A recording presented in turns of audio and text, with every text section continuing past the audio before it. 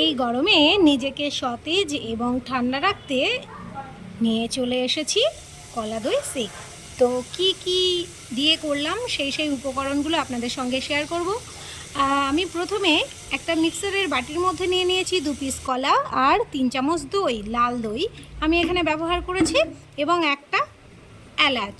তো এটাকে আমি মিক্সারে প্রথমে আমি একটু ঘুরিয়ে নিয়েছি, তারপরে আমি কাঁচের গ্লাসের মধ্যে ঢেলে নিয়েছি। এরপরে আমি দিয়ে দিয়েছি এর মধ্যে বরফের টুকরো 5টা, আর পরে দিয়ে দিয়েছি 1 চামচ দই। কারণ দইটা ওপর থেকে দিয়ে দিলে দুর্দান্ত খেতে লাগে, তো সেই কারণেই দিয়ে দিয়েছি। আপনারা চাইলে টক মিষ্টি দই দিয়েও করতে পারেন এবং শুধু টক দই দিয়েও করতে পারেন, সেক্ষেত্রে আপনারা একটু চিনি ব্যবহার করবেন।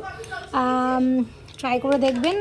সকলকে একটাই কথা, গরমে তো এরকম খাবার আমাদের প্রয়োজন ভীষণ।